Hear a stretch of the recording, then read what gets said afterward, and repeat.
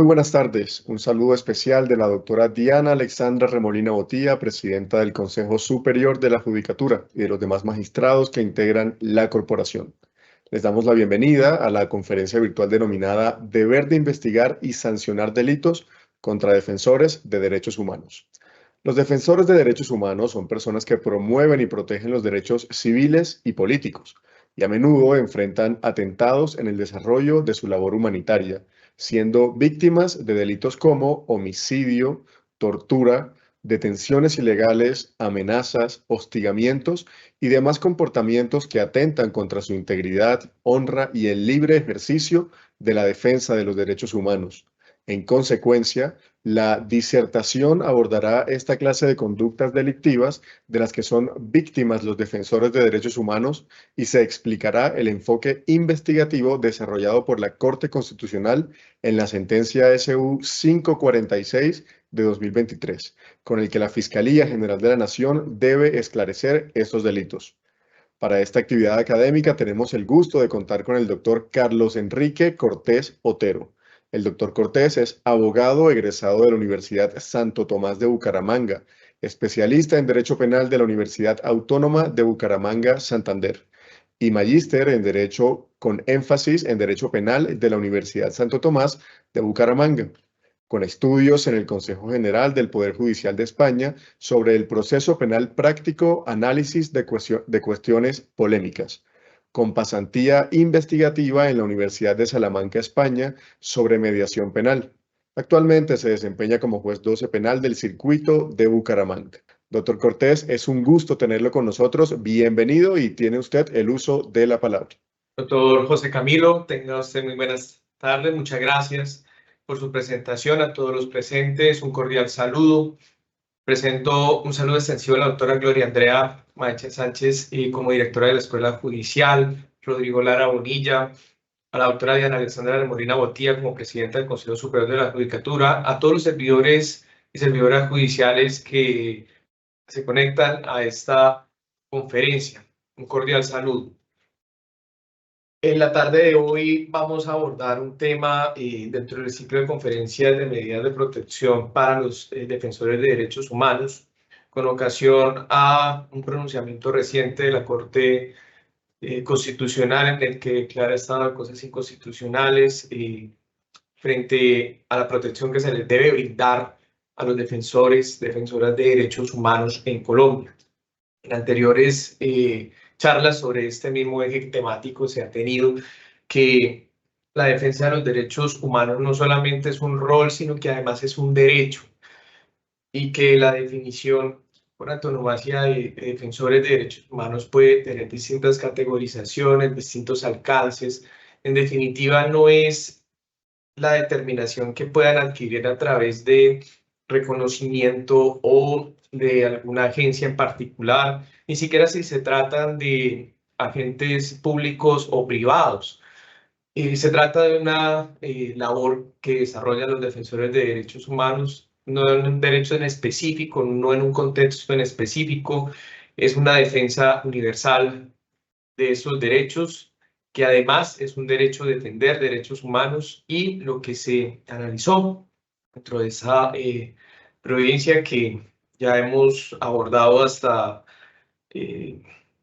los puntos más neurálgicos de la misma, en lo que tiene que ver con la sentencia CEU 546 del año 2023, en el que se emiten distintas órdenes por parte de la Corte Constitucional para la salvaguarda, no solamente de los accionantes, en 20 casos que recoge la Corte Constitucional en sede de tutela y por ello la unificación de distintos defensores de derechos humanos, quienes presentan múltiples circunstancias de vulneración y su garantía de protección.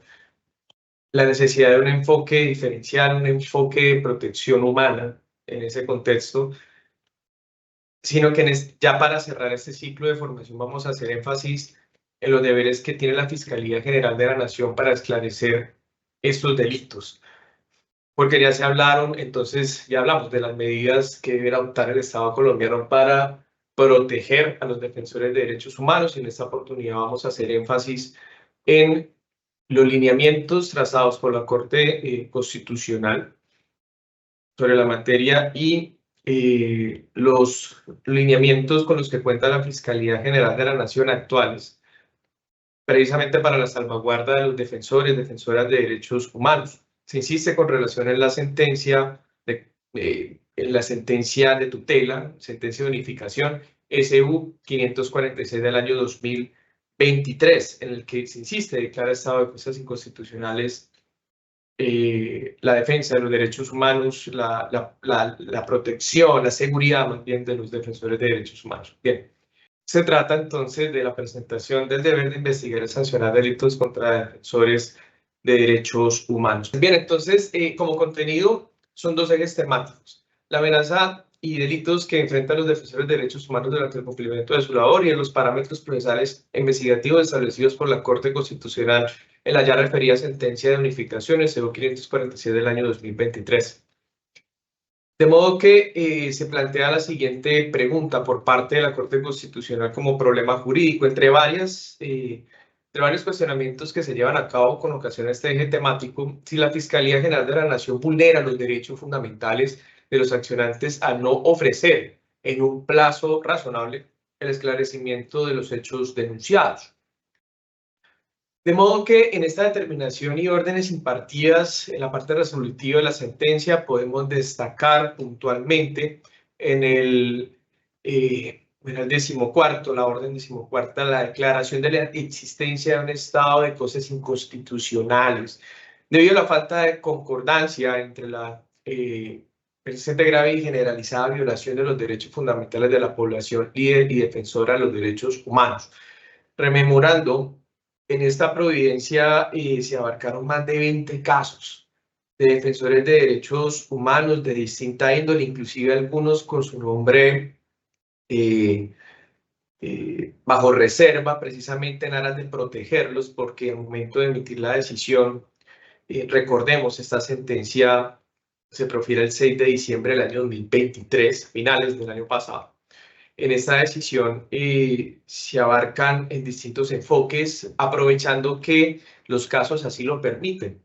Defensores de derechos humanos que pertenecen a grupos étnicos, defensores de derechos humanos que pertenecen al campesinado colombiano, de distinta índole, defensores de derechos humanos, población LGTBIQ+, es decir, se abarcaron una serie de casos relevantes, pero a la vez diversos, en los cuales cada uno de los accionantes como defensor de derechos humanos pregonaba por medidas efectivas y adecuadas de protección, atendiendo su situación particular.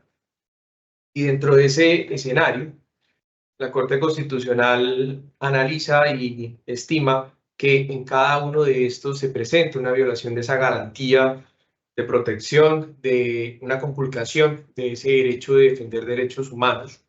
Y por ello la decisión que se emite en su parte resolutiva, 14º, la declaración de la existencia de un estado de cosas constitucionales por esa sistemática y persistente violación a sus garantías y derechos fundamentales.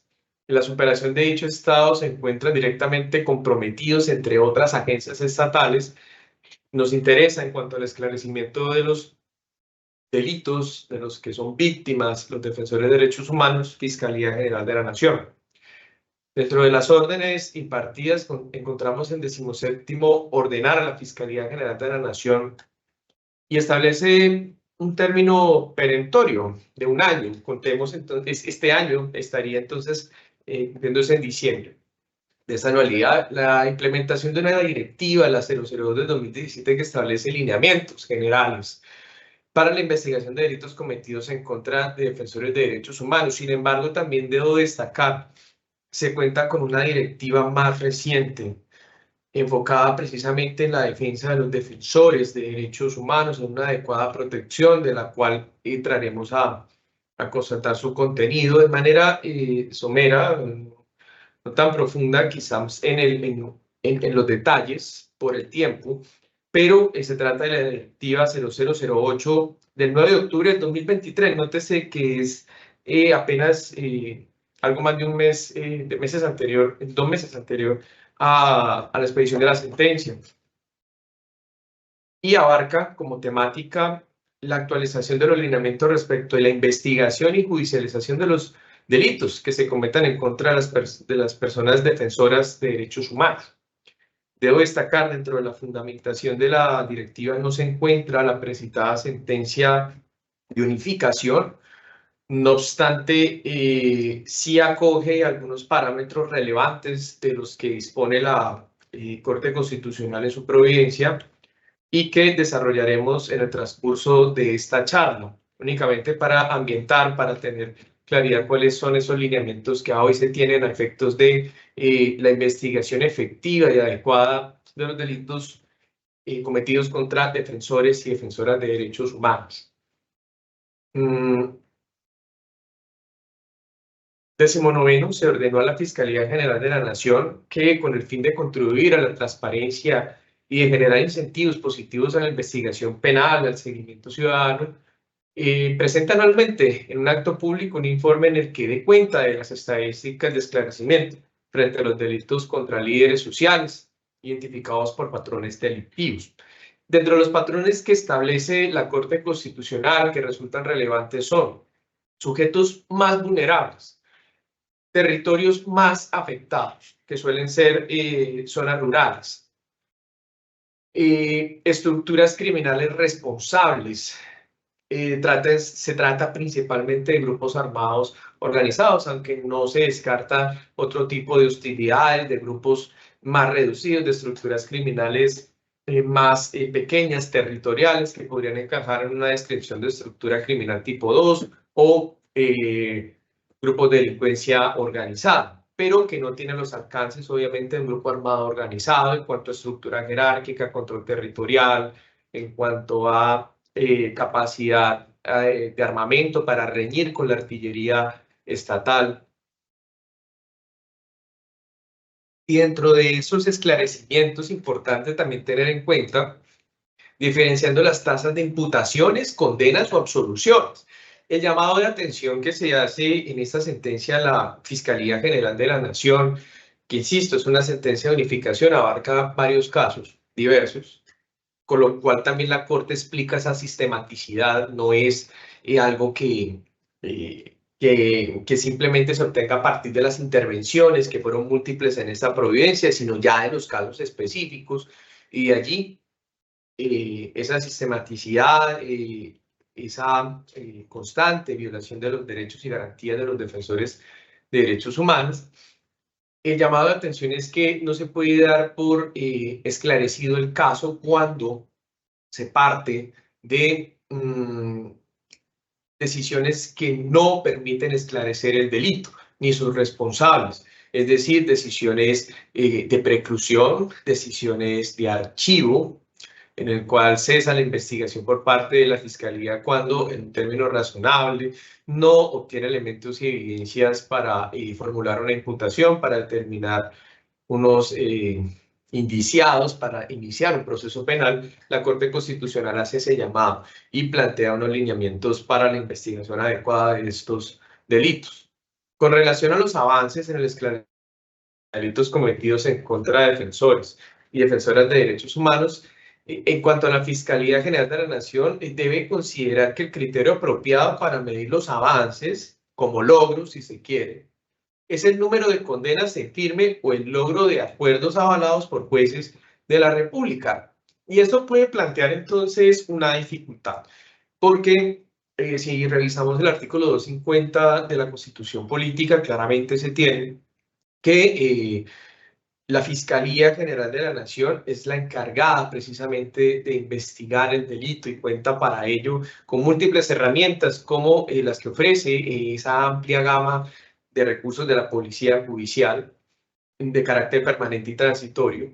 La colaboración con otras entidades estatales para ello. Sin embargo, también es cierto que en principio la Fiscalía entendió que una adopción de una decisión de archivo, de preclusión, podría entenderse como una resolución del caso porque jurídicamente sí le da un cierre, sí se concreta adjetivamente, al menos procesalmente, una solución.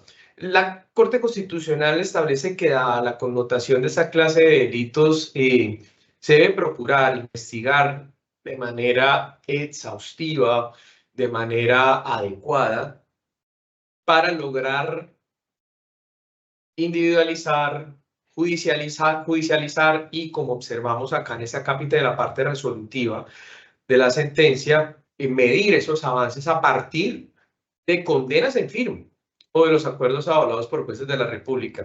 Quizás el mensaje no deba interpretarse en punto a que sí o sí deben darse condenas, entiéndase, en el menor tiempo posible y quizás con ello afectando derechos o garantías de las personas investigadas. Ese no debe ser el mensaje.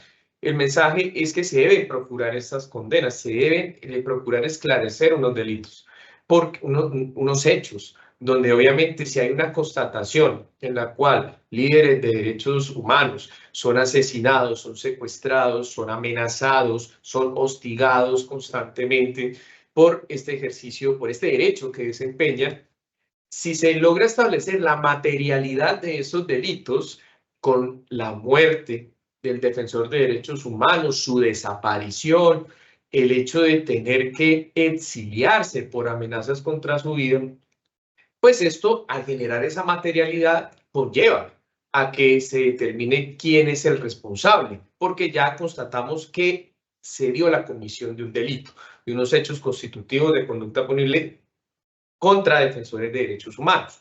Ese es el enfoque adecuado de esta orden. 23º, se le ordenó, entre otras entidades, a la Fiscalía General de la Nación, que en el término de 6 meses, a partir de la notificación de la sentencia, insisto, es de diciembre del año pasado, implemente un sistema informático de comunicación ágil y expedito que permita a los ciudadanos notificar la existencia de amenazas y de riesgos para la vida y la integridad personal. Se tienen los mecanismos de alertas tempranas por parte de la Defensoría del Pueblo. Es un mecanismo adecuado. La Defensoría del Pueblo, al igual que las personerías, salvaguardan los derechos humanos. Lo que se procura con este mecanismo es precisamente entrar a revisar, establecer mejor canales de comunicación adecuados, oportunos, en el que los defensoras de derechos humanos logren acceder de manera ágil a estas entidades para lograr una protección adecuada, oportuna. Dicho sistema debe asegurar que una vez se reciba la información de la amenaza, se proceda a verificar de manera inmediata y haya razonablemente creíble la información, disponer los medios de protección de forma urgente y sin dilación alguna. Ahora dirán, bueno, ¿qué pasa si se abarca entonces a través de otra plataforma? Nótese que de momento pues se tiene como web, chat, WhatsApp, apps y similares, entiéndase aplicaciones.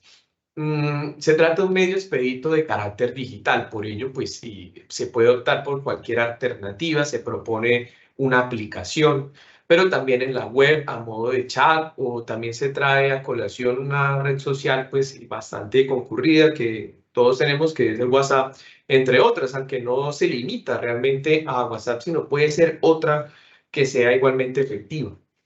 En cuanto a los derechos de la población líder y defensora de derechos humanos, a contar con una respuesta efectiva del Estado en las investigaciones de los delitos cometidos en su contra, en esta sentencia de verificación se trae a colación decisiones anteriores, como la T469 del 2020, en la que se ocupó del concepto de avance en el esclarecimiento, que es un aspecto varias veces tocado por la Corte Constitucional en la sentencia de unificación, en la medida en que se define dicho concepto como los casos en los que como mínimo se han identificado el posible responsable de la conducta. Se tiene una inferencia razonable sobre su autoría o participación en los hechos y un juez de control de garantías ha emitido una orden de captura. Estos son los parámetros mínimos con los que en principio se busca o se debe entender el esclarecimiento del delito.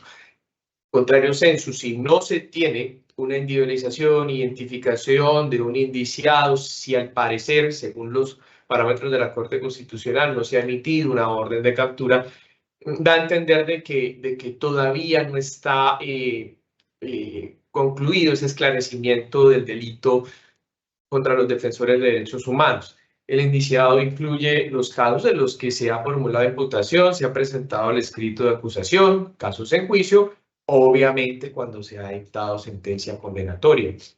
Tenemos entonces que organizaciones de la sociedad civil han advertido que el nivel de impunidad real es mucho más alto de los resultados que se anuncian.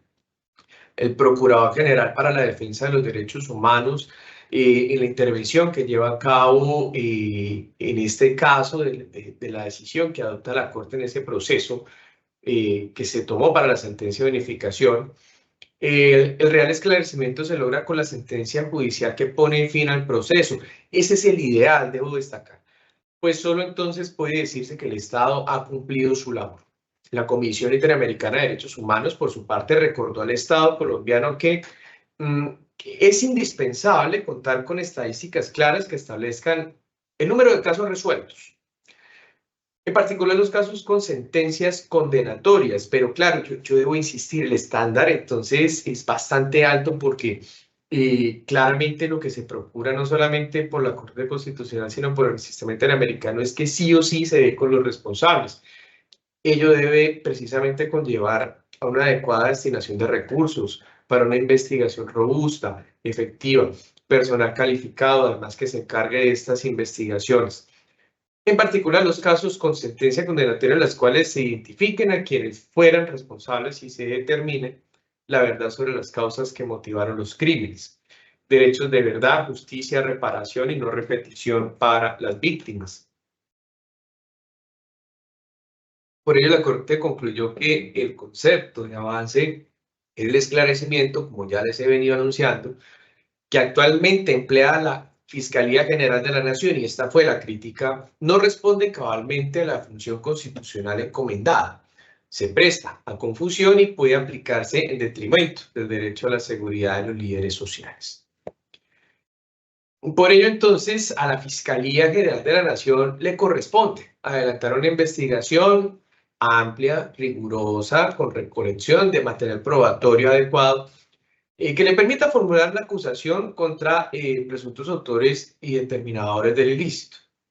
Esto ante un juez de conocimiento, atendiendo el esquema procesal colombiano, en definitiva, pues ante el juez competente, quien determinará su responsabilidad y aplicará la sanción que corresponda, la pena conforme a la ley.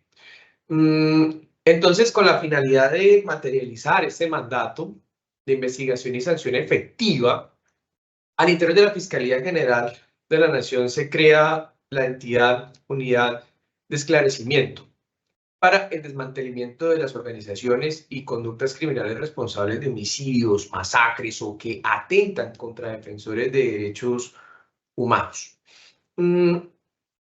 Debe crearse y debe entrar entonces en funcionamiento esta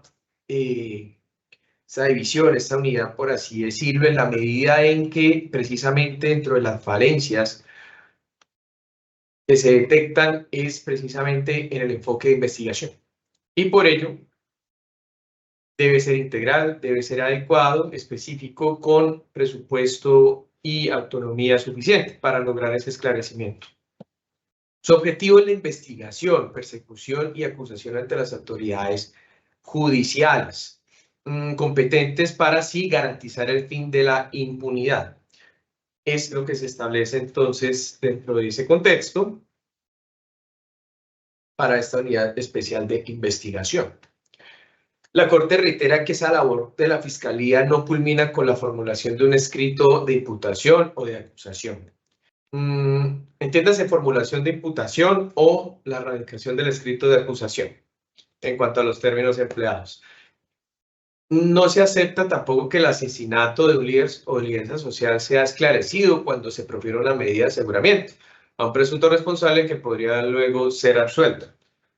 Lo que procura la Corte Constitucional con estos lineamientos, que en principio pues se han venido decantando, es la superación de la impunidad y el juicio de la Corte solamente cuando el juez de conocimiento determina la responsabilidad y aplique la sanción. A partir de las investigaciones serias y contundentes es posible dar la conclusión de que se ha esclarecido caso. Nótese entonces cómo ha venido siendo progresiva esta determinación por parte de la Corte Constitucional. Para la Fiscalía pues se tenía, y en un principio también en la justicia se manejaba ese concepto de que con el inicio de un caso con las formalidades de ley, inclusive con la afectación de una medida cautelar de carácter personal, pues se estaba esclareciendo el hecho, pero como se anunció desde el principio, el estándar que plantea la Corte Constitucional es bastante alto. Es precisamente esclarecer los hechos a través del proceso penal y lograr la condena de los autores o partícipes de esos delitos contra defensoras y defensores de derechos humanos. El análisis lo plantea la Corte Constitucional como relevante. Por la presentación de estadísticas veraces, no solo por la presentación de una información adecuada, como se establece en el sistema interamericano y que esa es la exigencia, sino porque al calificar el riesgo, la Unidad Nacional de Protección tiene en cuenta el nivel de avance del progreso de la Fiscalía General de la Nación. Es uno de los parámetros para establecer sus esquemas de seguridad. Por ello, la Corte Constitucional determinó que cuando una persona denuncia amenazas en su contra, existe una probabilidad prácticamente nula de que se identifique, judicialice y condene al responsable. Por ello, la Sala estableció dos reglas. La primera, que el esclarecimiento de las investigaciones judiciales no sea razón suficiente para desvirtuar la amenaza real sobre una persona, y el segundo, que no es razonable que la Unidad Nacional de Protección asuma como un criterio determinante que la investigación de las amenazas no haya derivado en resultados concretos. Por ello, entonces, deben plantearse dos escenarios. Uno, en cuanto a competencias, la Unidad Nacional de Protección tiene unos estándares frente a los cuales, en cuanto a esas exigencias y para determinar el grado de riesgo de un líder o defensor de derechos humanos, partía además de las estadísticas de Fiscalía General de la Nación.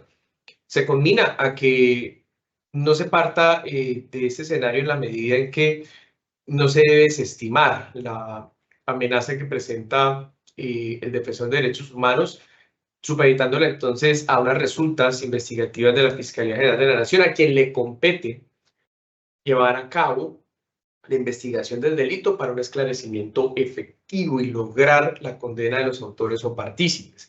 Luego podrán observar claramente que son dos escenarios distintos.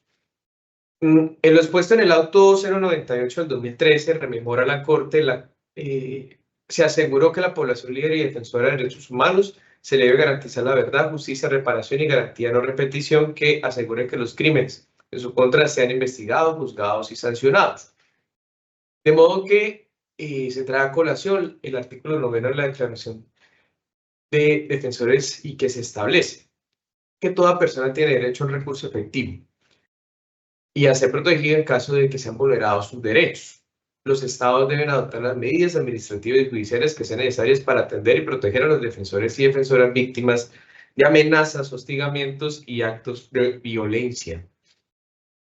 La obligación del Estado colombiano entonces es esa precisamente, garantizar una investigación pronta, imparcial de las violaciones, asegurar el enjuiciamiento de los autores, la ejecución de las decisiones o sentencias y el establecimiento de medidas de reparación adecuadas para las víctimas. Como se podrá advertir, pues claramente es una exigencia mayúscula en la medida en que dependerá igualmente de los recursos con los que se cuente. Con la posibilidad de que se adelanten unas investigaciones efectivas a efectos entonces de lograr ese estándar exigido por la Corte Constitucional para dar por esclarecido un hecho delictivo contra defensores de derechos humanos. Se trae a colación igualmente instrumentos internacionales aprobados por Colombia. Se hizo relación en la providencia de la Declaración Universal de los Derechos Humanos en su artículo 8º, el Pacto Internacional de Derechos Civiles y Políticos, artículo 2 y 9, la Convención contra la Tortura y otros tratos o penas crueles, inhumanos o degradantes, del artículo 3 y 14, Convención Interamericana sobre Eliminación de todas las formas de discriminación, la Convención Americana de Derechos Humanos, artículo 25, Convención Interamericana para prevenir, sancionar y erradicar la violencia contra la mujer, en su artículo 4. Por ello, la garantía efectiva del derecho a la verdad, justicia y reparación reviste esencial importancia. Se propicia la perpetuidad de las condiciones sociales que generan e incrementan la violencia en contra de los defensores y defensores.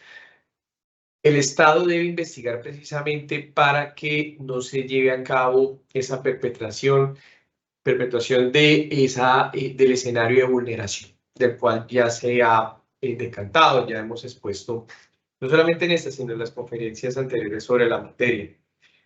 De modo que es importante destacar en este punto la relevancia de los derechos de las víctimas, verdad, justicia, reparación y no repetición, y que se lleve a cabo un esclarecimiento efectivo del delito.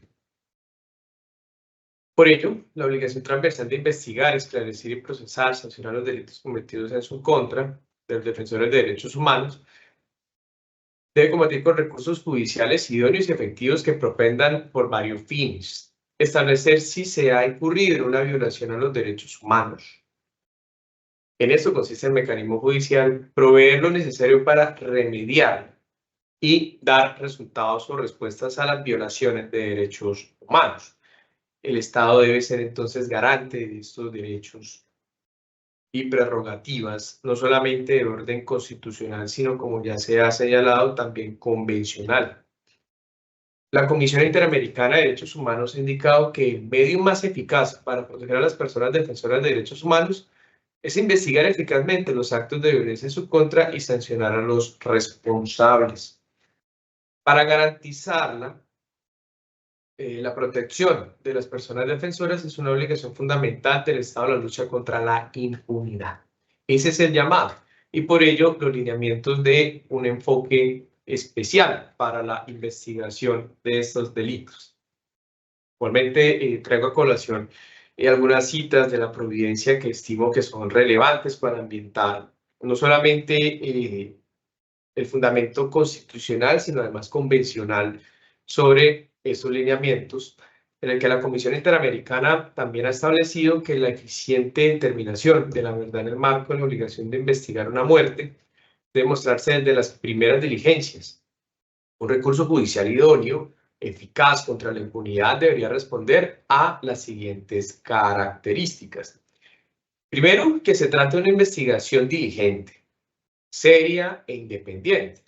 En cuanto a la diligencia, hace referencia a que se trate de una investigación adecuada. Seria quiere decir rigurosa. Independiente, libre de injerencias externas, de presiones indebidas, y debe garantizarse que los investigadores encargados del esclarecimiento de estos hechos no sean sometidos a presiones indebidas. Transparente y oportuna. En cuanto a la transparencia, siempre se ha hecho referencia a su publicidad, a su posibilidad de ser auditada esta investigación, y la oportunidad, obviamente, porque el esclarecimiento de los hechos debe ser oportuno. Al paso del tiempo es más difícil develar esa verdad, ¿no? Tratar de esclarecer los hechos implica igualmente actuar en oportunidad, actuar con celeridad, de tal manera que permita identificar a los autores intelectuales, materiales de los delitos procesados y garantizar una reparación adecuada. También se indica que las investigaciones deben responder a líneas lógicas de investigación.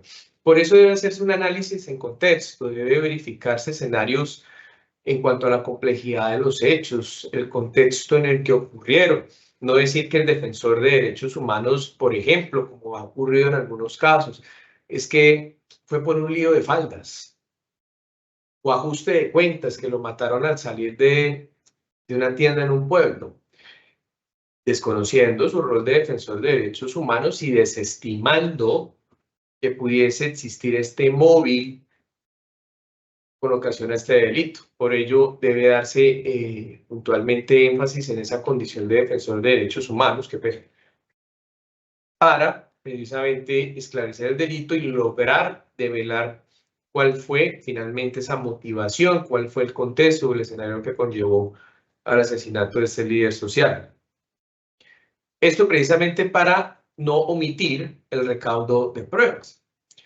Las investigaciones deben tomar en cuenta el rol del defensor o defensora como punto de partida. Por ello, entonces, cuando se dice como hipótesis investigativa de la muerte de un defensor de derechos humanos, es que se trató de un ajuste de cuentas, de problemas personales, líos amorosos o cualquier otra hipótesis, No se debe descartar que ello quizás haya ocurrido, pero la Fiscalía tampoco puede obviar o pasar por alto ese estatus de defensor o defensora de derechos humanos, por lo cual debe recabar pruebas también para esclarecer que como hipótesis delictiva se tenga que el móvil, la intención en la comisión de ese delito haya sido precisamente cegar la vida, asesinar al líder social con ocasión a la defensa que desarrollaba como defensor de derechos humanos.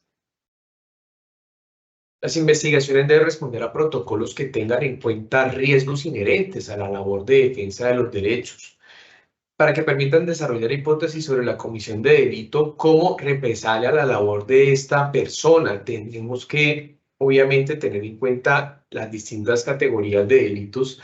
Los defensores de derechos humanos no solamente son víctimas contra su integridad personal, son víctimas contra su libertad de expresión, contra su libertad de asociación. Son víctimas de delitos como el desplazamiento forzado, hostigamientos, amenazas por la defensa de derechos humanos, que eso conlleva un tipo penal especial. En definitiva, son múltiples las conductas delictivas, sin desestimar otras que quizás no tengan tanta connotación, pero que en definitiva pueden ocasionar graves afectaciones a su seguridad, como son las calumnias.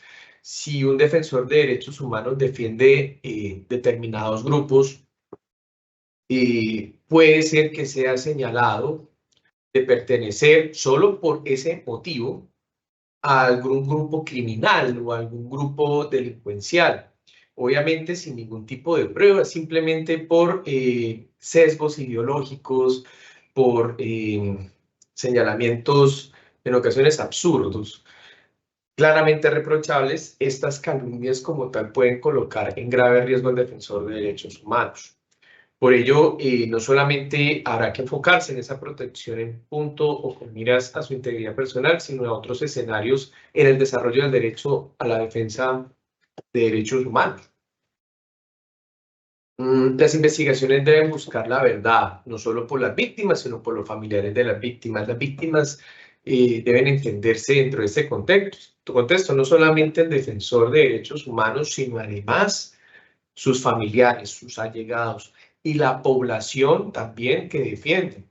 Pueden ser víctimas de hostigamientos estas poblaciones cuando solicitan la defensa de sus derechos a través de los defensores de derechos humanos. Las represalias pueden que no sean únicamente contra el defensor de derechos humanos, contra su familia, sino contra la población en sí. Y es importante tener en cuenta estos lineamientos para que se emitan unas adecuadas medidas de protección. Las investigaciones se deben realizar en un plazo razonable y acá tenemos quizás el mayor escollo. El plazo razonable entendido como una determinación oportuna, ¿cierto?, del esclarecimiento del delito. ¿Quiénes son los responsables? ¿Quiénes son los autores, los partícipes?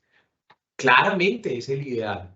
Sin embargo, en la práctica judicial sabemos que es una tarea compleja, es una tarea que debe contar con los mecanismos, con las herramientas adecuadas a efectos de que se logre precisamente un esclarecimiento oportuno de estas conductas delictivas y además con respeto a los derechos y garantías fundamentales.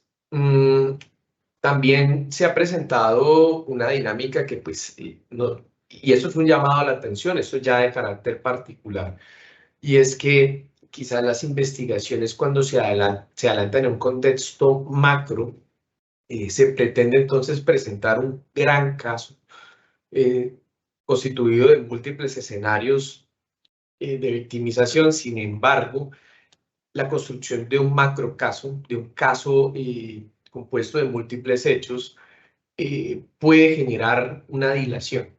De modo que también dentro de ese escenario y en cuanto a las rupturas de unidad procesal, esto lo abarca la directiva de la Fiscalía que entraremos a ver rápidamente por espacio de tiempo, también abarca ese escenario y es que adelantar una macro investigación implica también unos tiempos.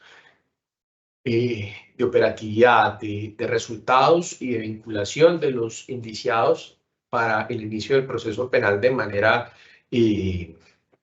sincronizada, de manera organizada, conjunta, y allí una gran dificultad.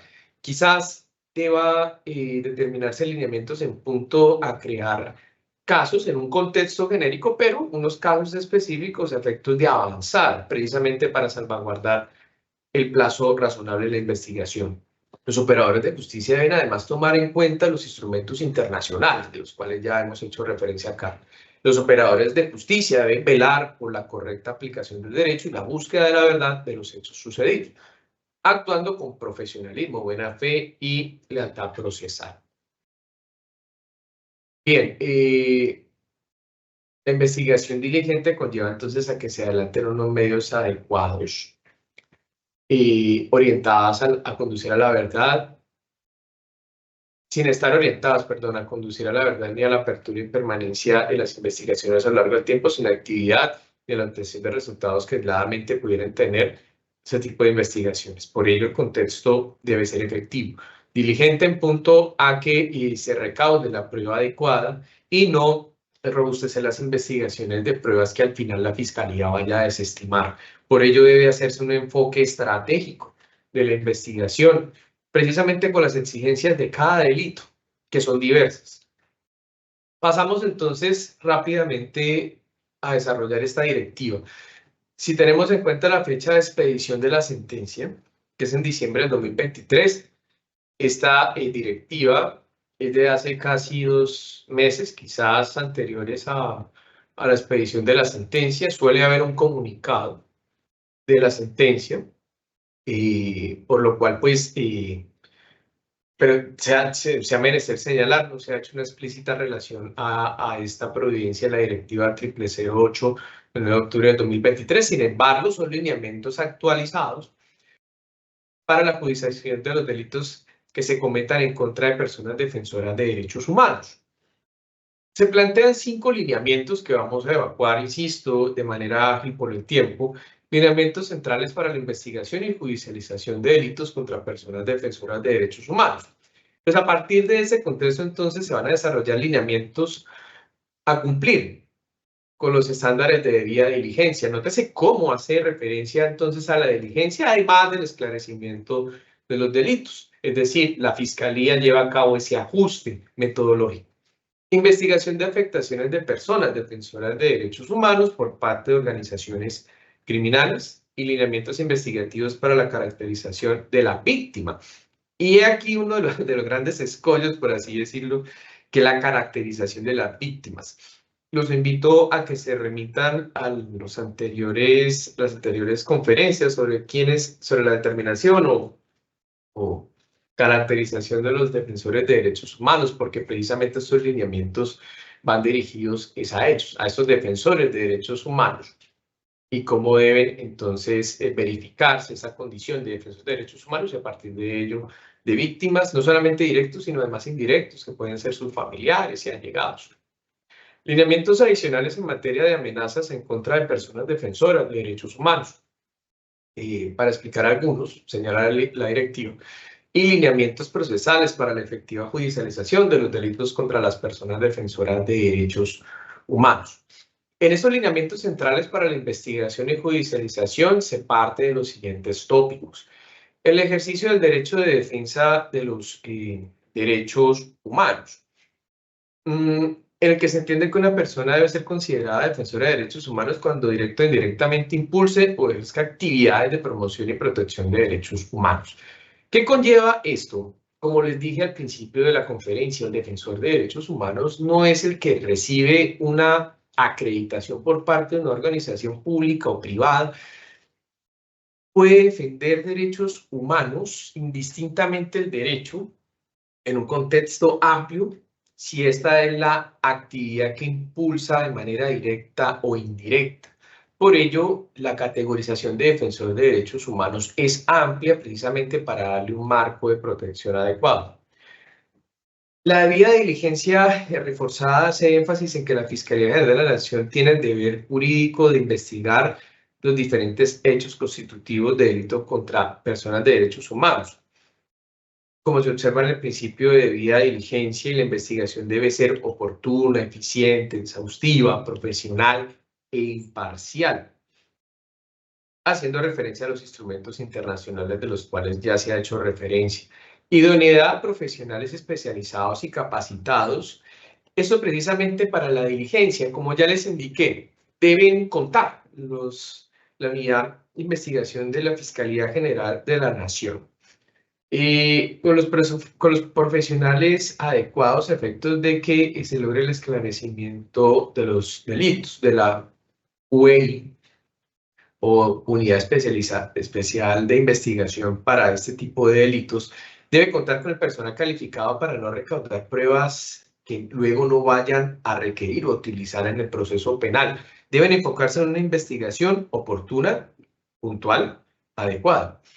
Independencia e imparcialidad en investigación claramente se tiene en aras de que los investigadores no sean sometidos o sujetos a presiones indebidas. Liderazgo y articulación en cuanto a que las agencias investigativas deben obrar precisamente de manera concatenada y organizada. Y esto partiendo entonces del desarrollo de los principios de articulación de las labores misionales de la Fiscalía General de la Nación. Liderazgo de la estrategia para la investigación y judicialización a través de su organigrama interno, del cual, insisto, por tiempo no vamos a atender. La estrategia entonces de investigación y judicialización de los delitos contra personas defensoras de derechos humanos contempla varios componentes en los que se destaca el trabajo en la promoción de una cultura institucional para el reconocimiento de la labor del defensor de derechos humanos, valoración de la labor del defensor de derechos como primera hipótesis. Ya les comenté que no sea la primera hipótesis, por ejemplo, un lío de faldas que tenía enemigos. No sé, si es un defensor de derechos humanos, debe partirse de esa hipótesis. Aplicación de una metodología de asociación de casos, es decir, un análisis en contexto, verificando casos con hechos para verificar si se quiere una sistematicidad. Creación de unidades itinerantes para desplazarse oportunamente al lugar de ocurrencia de los hechos, fortalecimiento de la investigación y las amenazas y construcción de un plan de acción que vincula a todas las dependencias de la Fiscalía General de la Nación y por ello esa articulación. El inicio oportuno de la investigación precisamente se refuerza con mecanismos adecuados de recepción de la noticia criminal, de la recepción de informes y la respuesta adecuada oportuna. Por ello, la primera hipótesis de investigación debe partir de su condición de derechos humanos, y esto, insisto, para que no se parta de un contexto en el cual se desdibuje la gravedad de la amenaza o se desdibuje el contexto en el cual se desarrolla el defensor de derechos humanos. Debe partirse que cuando la víctima es una persona defensora de derechos humanos, la primera hipótesis de la investigación penal debe consistir en que el delito se cometió en razón a esta labor. Tenemos además la caracterización de victimológica para probar la calidad de defensora de derechos humanos. Frente a ese tópico sí los invito, porque es extenso, a que nos remitamos a las anteriores capacitaciones, de las cuales pues habrá que destacar algunos aspectos, como las actividades de defensa de derechos humanos, que esta es la principal. También se tiene elementos centrales para la definición del concepto. Una persona defensora de derechos humanos puede ser de cualquier género o edad, puede pertenecer a una agencia estatal, puede actuar de manera privada, de manera independiente o a través de una organización como ONG, fundación, entre otras. Derechos promovidos por medio de la defensa de derechos humanos. No se cataloga a un derecho en específico la defensa de derechos humanos. Cuando se trata de un derecho humano y se lleva a cabo la defensa como actividad, debe entenderse que esta persona ejerce la labor de defensor de derechos humanos. El seguimiento del avance de los procesos por afectaciones en contra de defensores de derechos humanos es una garantía, como ya se estableció. Y esto porque además, al parecer, otras agencias estatales también toman en cuenta esas estadísticas para adelantar sus lineamientos en cuanto a la Unidad Nacional de Protección, por ejemplo, para verificar los lugares donde mayormente se están llevando a cabo hostilidades, amenazas contra defensores de derechos humanos, delitos, hacia qué tipo de defensores. Todo ese análisis es útil precisamente para el seguimiento. Este seguimiento es útil para erigir esas medidas de protección. La participación de las víctimas, obviamente, dentro del contexto para que sean escuchadas y atendidas sus necesidades. La investigación de afectaciones de personas defensoras de derechos humanos por parte de organizaciones criminales adquiere un contexto relevante. Por ello se plantean los lineamientos estratégicos en que las investigaciones por afectaciones contra personas defensoras de derechos humanos cometidos por estos GAO y otra clase de victimarios, estructuras criminales, podemos delimitarlas tipo 1 y tipo 2, se guiará por lineamientos estratégicos de itinerancia, concertación y articulación. ¿A qué se refiere la itinerancia? Para garantizar que las labores investigativas sean desarrolladas por personas, por personal capacitado frente a las afectaciones a personas defensoras de derechos humanos. Se van a crear grupos de trabajo especializados, frente a los cuales los equipos itinerantes tienen como objeto de llegar al lugar donde los hechos ocurren, lugares diferentes a este, que sean relevantes para el esclarecimiento en el menor tiempo posible. Esto en la Fiscalía General de la Nación está finalmente establecido no en las direcciones seccionales, sino en unidades nacionales para la salvaguarda de derechos humanos, y por eso esa itinerancia y esa facultad de esclarecer delitos en distintos lugares del territorio nacional, pero con la concertación de las actividades investigativas, es decir, si bien son itinerantes no pueden actuar aisladamente o sin esa sinergia, ¿no? Por ello deben desarrollar y alimentar centros de acopio de información con vocación probatoria para consolidar la información probatoria de los hechos con avance investigativo y el esclarecimiento de estos delitos con determinación de autores o partícipes. Por ello, también debe llevarse a cabo mesas de trabajo articulado para que se lleve a cabo la participación, determinar de todo ese recaudo de información cuáles son las estrategias y lineamientos a seguir a partir precisamente de un trabajo articulado. En cuanto a la metodología de la investigación, se plantea el esclarecimiento individual del delito, la sostenibilidad investigativa que apunta a una caracterización probatoria integral. Esto es no solamente los medios, que pueden ser las armas que utilizan los que atentan contra defensores de derechos humanos, sino sus fuentes financieras, políticas, estructura criminal, la consolidación de la investigación a través de la judicialización estratégica de la organización criminal de sus componentes financieros, identificando de terceros colaboradores y atribuciones de los máximos responsables. El esclarecimiento individual data entonces de que la responsabilidad penal es individual, de modo que dentro de ese escenario se busca esa correcta individualización e identificación de los implicados. Para ello, se procura la apreciación territorial como parte de la caracterización victimológica, procesamiento de la escena en cuanto al lugar de ocurrencia de los atentados contra defensores de derechos humanos, particularidades en los casos de homicidios, en el que se sugieren las actividades descritas en el procesamiento de la escena. Tengamos en cuenta también el protocolo de Minnesota, que es también relevante para esclarecer muertes violentas y aplicable en este caso, que tampoco lo veo desarrollado, pero también es importante traerlo a colación porque es un protocolo vigente, aplicable al Estado colombiano. Y frente a ese escenario, en los casos en que se sospeche que el cuerpo fue trasladado a un lugar secundario, es importante recolectar evidencia biológica o geológica. Todo esto para fines de ilustración lo pueden obtener a través del protocolo de Minnesota, que es el que se debe adelantar por las agencias estatales e investigador criminal para el esclarecimiento de estas muertes violentas. Inspecciona el cuerpo y su traslado al Instituto Nacional de Medicina Legal, eso también está reglado.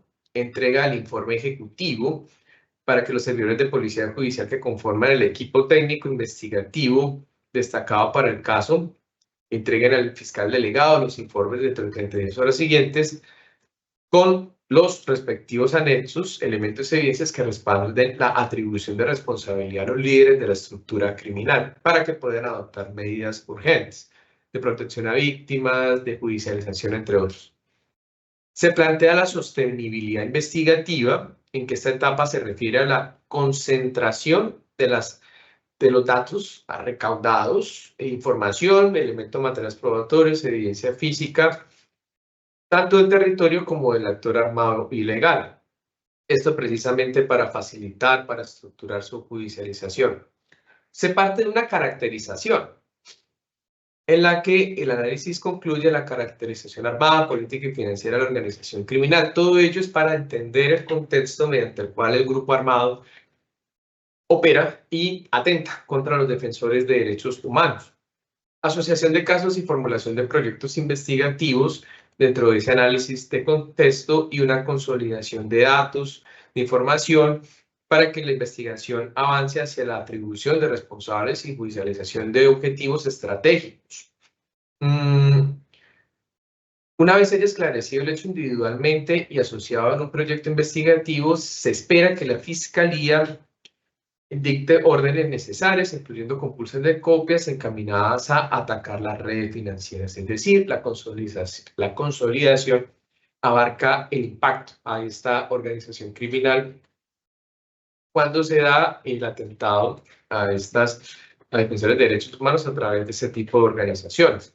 Se plantean también los lineamientos investigativos para la caracterización de la víctima, partiendo de actividades adicionales y complementarias, detallando a la persona defensora de derechos humanos, esto con un enfoque especial en sus condiciones, no solamente personales, sino en contexto social, en contexto laboral, entre otras, atendiendo igualmente sus costumbres, atendiendo igualmente sus orígenes, sus actividades cotidianas, para que la medida de protección o inclusive la judicialización no genere una victimización secundaria.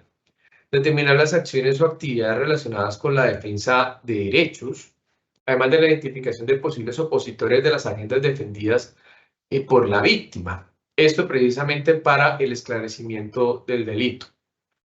Como otros actos de investigación, se sugiere realizar búsqueda en medios abiertos, como redes sociales, búsqueda selectiva, recuperación de información producto de transmisión de datos, esto a través de dispositivos incautados que sacan la información y hacen copias espejo, que permitan identificar el contexto de la actividad de defensa de la víctima y los opositores de esta. Eso a través de los dispositivos, obviamente, de las víctimas, pero además de cuando la víctima sí lo faculte, claro está, pero también de los indiciados o investigados cuando se cuente con esa información. Además de las entrevistas, claro está, las entrevistas, que es la forma más adecuada y ágil para obtener información. También se busca contar con actores que contribuyan a enriquecer la información sobre la labor de la defensa de derechos humanos, es decir, testigos, si se quiere, corroboración de esa labor de defensa de derechos humanos. Es indagar sobre factores de riesgo que presenta la zona, esto a través de los estudios que llevan distintas agencias estatales, se acude también a la UNP que se supone debe contar con esta información. Prioridad de las pruebas forenses para acreditar el modus operandi de la estructura y prioridad de la prueba técnica para acreditar la calidad de personas defensores de derechos humanos. En cuanto a esta prueba técnica, es indispensable contar con pruebas en ese sentido que permitan determinar los móviles relacionados con la actividad de defensa de derechos humanos. Si bien la relación del delito con la actividad desarrollada por la persona defensora de derechos humanos puede probarse por indicios, como todo móvil, es en este caso el nexo de causalidad entre el resultado típico y la actividad de defensa de derechos humanos que tiene una relación directa con la adecuación típica. Lineamientos adicionales en materia de amenazas contra personas defensoras de derechos humanos. El Grupo de Trabajo Nacional para la Investigación de Amenazas debe contar con personas defensoras de derechos humanos.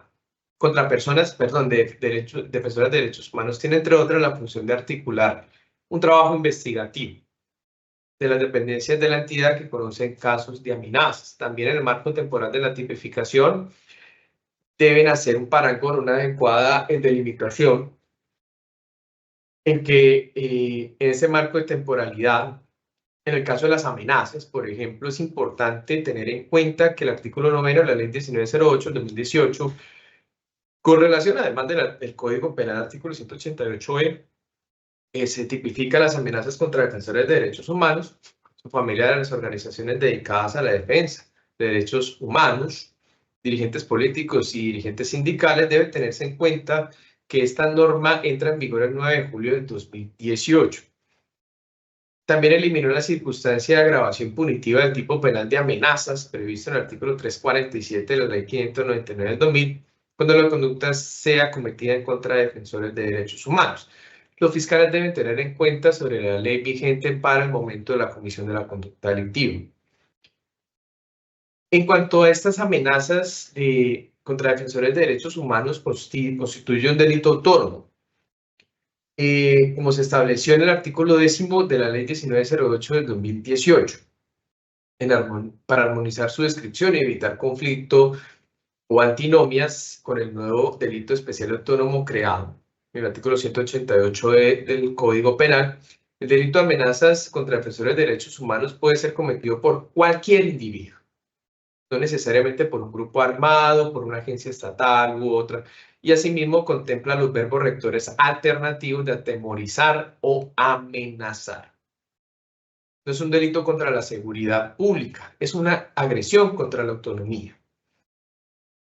Por eso este delito, por su parte, no contempla el elemento especial diferente al dolo, como aquel exigido en el artículo 347 del Código Penal, en su momento, de causar alarma, zozobra o terror en la población. Por ello, la diferencia con la amenaza es el alcance y el sujeto pasivo de la acción, por ser un tipo penal especial.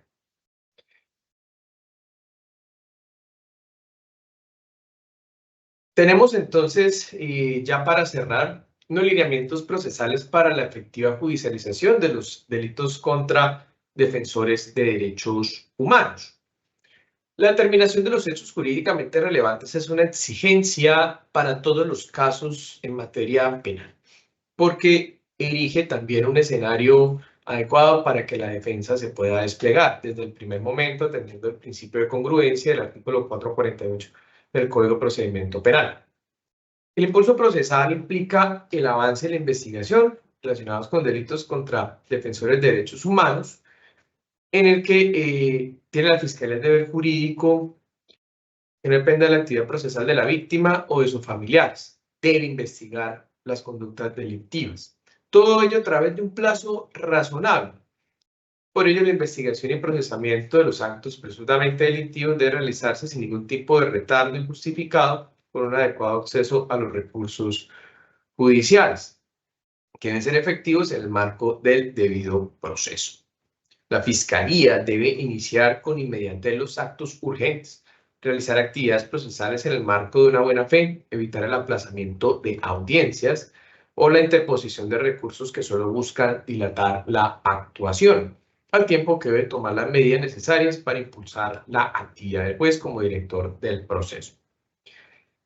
Se plantea la participación de integrantes de la fuerza pública para tomar las medidas necesarias para garantizar la transparencia de los actos de investigación, solicitar de manera inmediata la entrega de la orden operacional que se empleó en el operativo al momento de ocurrencia de un hecho investigado, en eventos en los que existen indicios de que algunos integrantes de la fuerza pública han estado involucrados en alguna manera, contra atentados contra defensores de derechos humanos. Avisar al superior jerárquico la ocurrencia del hecho y evaluar con detenimiento la necesidad de instaurar mesas de trabajo inmediatas para atender el plan de acción. El litigio estratégico también se abarca o se plantea con miras a que los fiscales evalúen el conocimiento pleno del caso y organizar y a partir de una estructura de litigio que busque obtener el mayor impacto se plantea si va a la directiva señalada contra las organizaciones criminales o determinadores de las afectaciones a personas defensoras de derechos humanos. Pero debe entenderse no solamente estructuras criminales, sino en general a quien atente contra defensores de derechos humanos, porque ese atentado no necesariamente, sus delitos no solamente pueden enmarcarse en los aparatos organizados de poder, sino que también abarcan individuos que desean o se determinan a cometer esta clase de conductas delictivas contra sujetos pasivos determinados, como son los defensores de derechos humanos, en cuanto a amenazas, hostigamiento, homicidios entre otros. Por ello, igualmente es importante hacer esta aclaración, porque en el plexo de la directiva se hace énfasis en los grupos armados organizados, en grupos delincuenciales en extenso. Sin embargo, también debo señalar que esta defensa de los defensores de derechos humanos y el esclarecimiento del delito, por ejemplo, no debe abarcar una hipótesis de que fue cometida por una organización siempre, pues también hay que mirar otras alternativas como la de los individuos que actúan autónomamente. Y por ello la coparticipación criminal, a partir del resultado de la investigación, en particular del informe de contexto de vocación probatoria, los fiscales deberán buscar el procesamiento de todos los implicados en la conducta investigada. Investigación por delitos conexos, cuando los fiscales estimen este escenario, en virtud del cual cada delito o cada grupo de delitos conexos deben investigarse y juzgarse en una única actuación procesal. Con las dificultades, insisto, que esto lleva, porque en definitiva un caso y conexar un caso implica armar un caso con pluralidad de personas. Luego, entonces, quizás un lineamiento adecuado también sea delimitar esa conexidad procesal, colocarla en términos razonables. A pesar de que la conexidad sí está relacionada en el Código Penal y que además es un deber de la Fiscalía, debe adecuarse a unos parámetros igualmente de idoneidad, de estrategia, para que los casos no se estanquen en un macrocaso que pueda dilatarse y que esa tardanza lo que haga es acentuar la violación de los derechos de las víctimas. Precisamente sobre esa declaración de conexidad, la conexidad puede darse desde la etapa investigativa, pero esto por parte de la Fiscalía. En la etapa judicial, la formulación de acusación en la audiencia preparatoria, la conexidad procede por decisión de la judicatura a petición de la Fiscalía, de la defensa o de la víctima. Valoración de la vocación probatoria de elementos y evidencias, haciendo un barrido de la información de los medios útiles y adecuados para los delitos.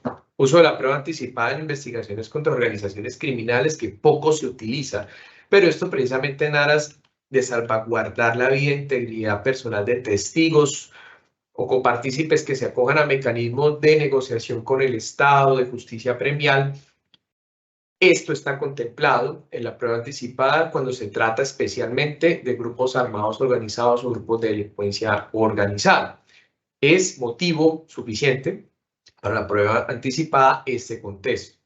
Por ello, la suficiencia probatoria, en cuanto a que cuenten con la suficiente calidad suasoria estos medios para el convencimiento al juez de la autoría, participación, responsabilidad penal de los autores o partícipes acusados, y los preacuerdos y principios de oportunidad conforme al marco legal aplicable, es decir, que sean razonables, que sean proporcionales al beneficio que van a obtener las víctimas y el Estado colombiano con ocasión de estos mecanismos. Debe tenerlos en cuenta igualmente la Fiscalía.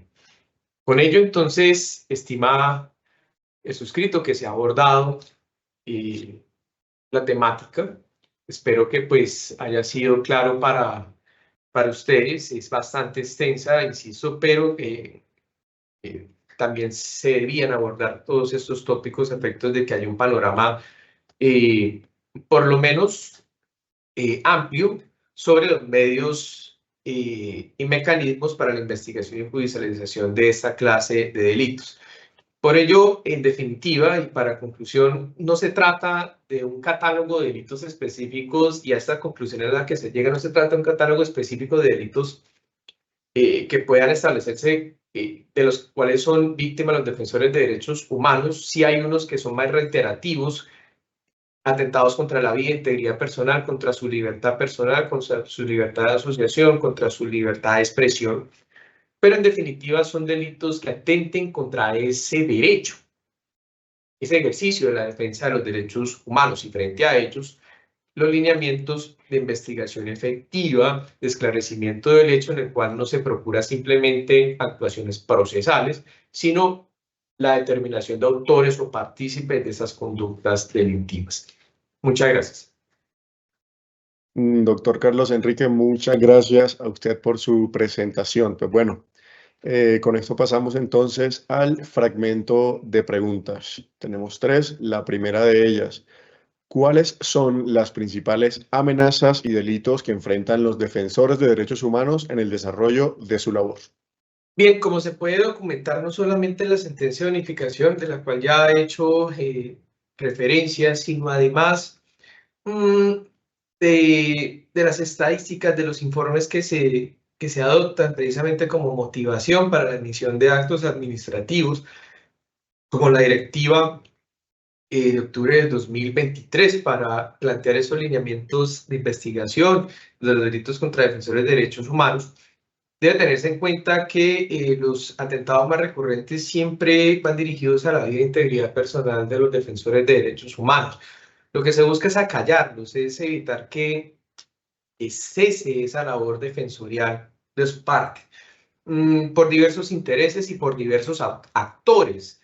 Debo recalcar en este punto, es que no solamente son los grupos delincuenciales, sino que también hay individuos que pueden llegar a cometer estas conductas delictivas por diversos motivos ideológicos, políticos, de discriminación, entre otros.